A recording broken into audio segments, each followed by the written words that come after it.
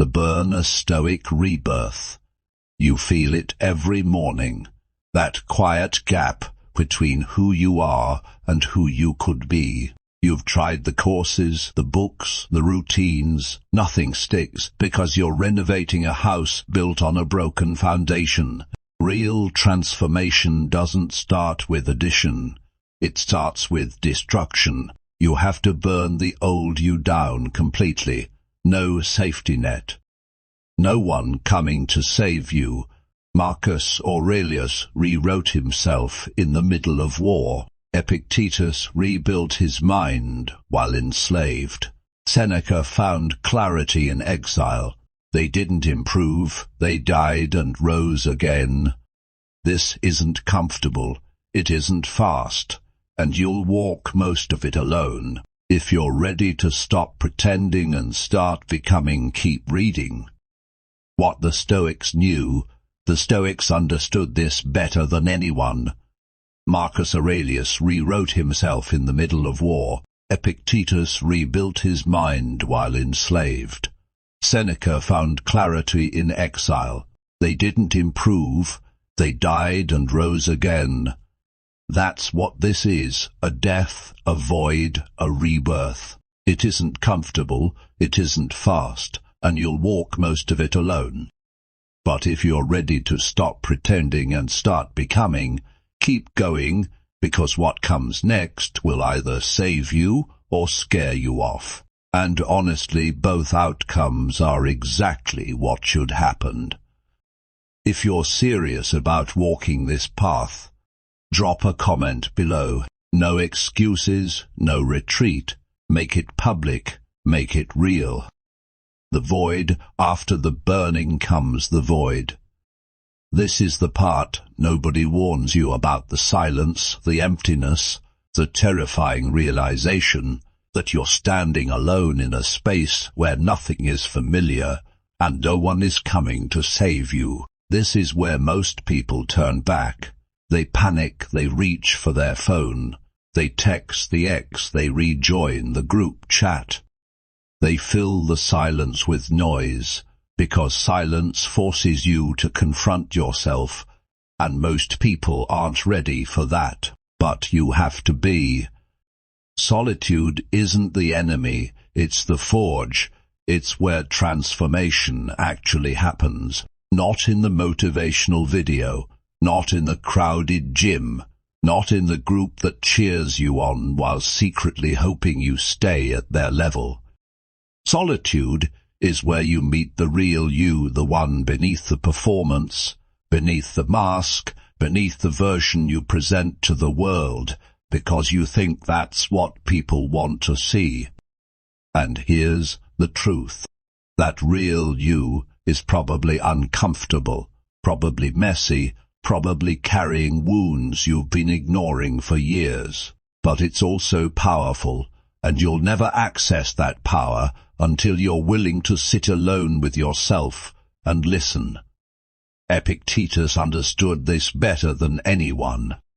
He was born a slave, physically disabled, owned by another human being, and yet he became one of the greatest philosophers in history. How he mastered himself. "No man is free who is not master of himself," he wrote. Think about that. He had no control over his body, no control over his circumstances, but he had total control over his mind, and that was enough. That's what solitude teaches you. Strip away the distractions, the validation, the constant input from the outside world, and you're forced to go inward. Inward is where your freedom lives. But let's be honest, solitude feels like loneliness at first. There is a difference, though. Loneliness is the ache of wanting connection you don't have. Solitude is the choice to be alone, because you know that's where the work happens. Loneliness is reactive. Solitude is intentional. And if you're serious about rebuilding yourself, solitude is non-negotiable. You need space to think, space to feel, Space to unlearn the lies you've been telling yourself and rewrite the narrative. You can't do that in a crowded room. You can't do that while trying to please people who still see you as the person you used to be. This is why outgrowing people is so painful and why it's so necessary. There are people in your life right now who love the old you, not because they're bad people, but because the old you made them feel safe. The old you didn't challenge them. The old you stayed small so they didn't have to confront their own stagnation. When you start to change, they'll resist. They'll call it selfish. They'll say, "You've changed," and mean it as an insult. They'll try to pull you back into the patterns and conversations that keep everyone stuck, and you'll have to walk away not with anger, not with bitterness, but with clarity. Seneca wrote, "It is not the man who has too little, but the man who craves more, that is poor. You're not poor because you walk alone. You're poor if you stay in relationships that drain you just to avoid the discomfort of solitude. So you let go, you outgrow, you break the cycles that kept you repeating the same patterns with different people. And yes, it hurts. It hurts to watch people you care about stay in the same place while you move forward. It hurts to realize that some relationships were built on a version of you that no longer exists, but that pain is the price of freedom. Here's what nobody tells you: the void gets easier. At first you'll panic, you'll question everything, you'll wonder if you made a mistake, you'll be tempted to go back. But if you stay in the void long enough, something shifts. You start to enjoy the silence. You start to trust yourself. You start to realize you don't need constant validation, approval, or company to feel whole. The Stoics practiced voluntary discomfort for exactly this reason, deliberately putting themselves in difficult situations, fasting, cold exposure, sleeping on the floor. Not because they were masochists, but because they understood that discomfort builds resilience. Marcus Aurelius wrote, "The impediment to action advances action. What stands in the way becomes the way." Translation: the thing you're avoiding is the thing you need most. The discomfort of solitude, the pain of letting go, the fear of walking alone, those aren't obstacles, they're the path. So stop running from the void, stop filling it with distractions and noise and people who don't understand what you're trying to build. Sit in it, feel it, let it reshape you, because on the other side of the void isn't emptiness, it's clarity, it's strength. It's you, unfiltered, unbroken, and ready to build something real. The rebuild, now we build. You've burned the old identity. You've walked through the void. You've sat with yourself in silence and come out the other side. Now comes the hardest part, sustaining it. Because here's the truth. Most self-help content won't tell you. Motivation is a lie. It feels good. It gets you started. It gives you that rush of possibility at 2 a.m., convinced that tomorrow is the day everything changes, but motivation fades always. You wake up tired. You have a bad day. Someone criticizes you. You don't see results fast enough, and suddenly that fire you felt gone. This is where most people quit. They mistake the absence of motivation for the absence of progress. They think if they don't feel like doing the work, it doesn't count. But that's backwards. The work counts most when you don't feel like doing it. That's when discipline takes over, and discipline is the only thing that lasts. Epictetus said it plainly. First say to yourself what you would be, and then do what you have to do. Not what you feel like doing, what you have to do. Because the new you isn't built on inspiration, it's built on repetition. It's built on doing the thing every single day, whether you want to or not, until it becomes who you are. Let me break this down practically. You need routines, not flexible, feel-good routines. You follow when it's convenient, gut unshakable, non-negotiable systems that operate independently of how you feel. The Stoics practiced this religiously. Marcus Aurelius kept a daily journaling practice. Seneca reflected on his actions every evening. Epictetus taught his students to examine their thoughts and reactions constantly. They didn't do this because it felt good. They did it because it worked. Repetition programs the mind. Every time you choose discipline over comfort, you reinforce a new neural pathway. You're training your brain to default to strength instead of weakness over time. That becomes automatic. You don't wake up and debate whether to work out, you just do it.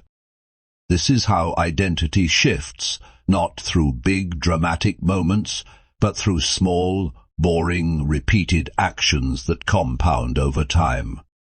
James Clear didn't invent this idea, but he articulated it well. You don't rise to the level of your goals. You fall to the level of your systems. Your goals mean nothing if your daily systems are weak.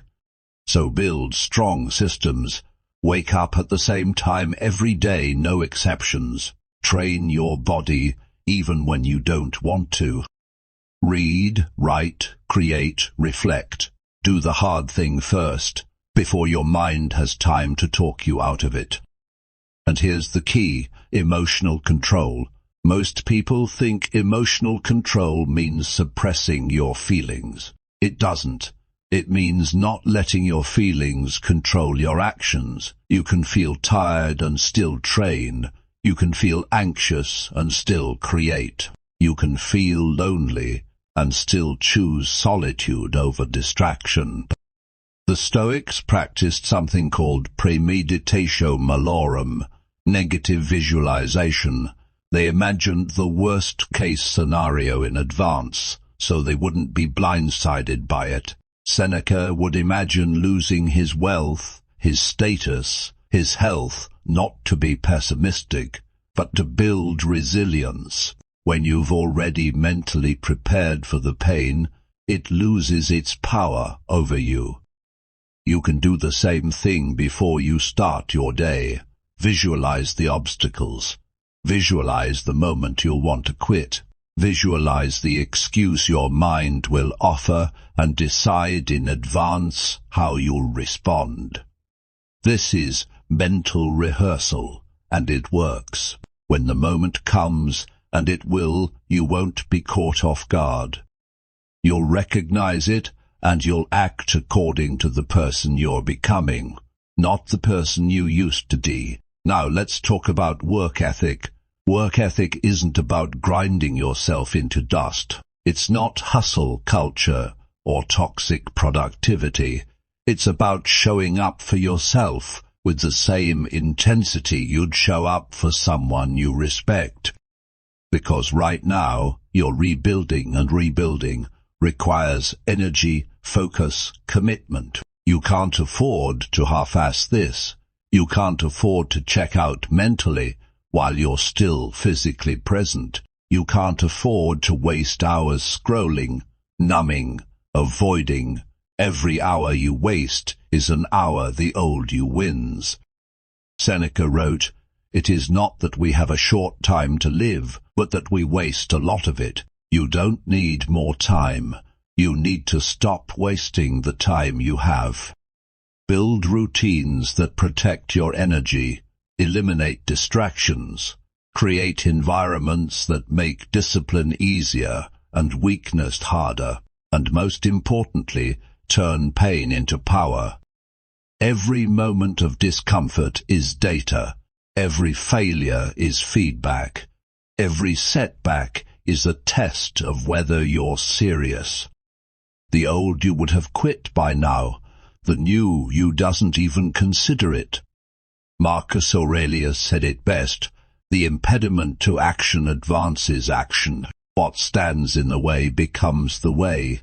Stop seeing obstacles as reasons to quit. See them as confirmation that you're on the right path. Easy paths don't build strong people. Hard paths do.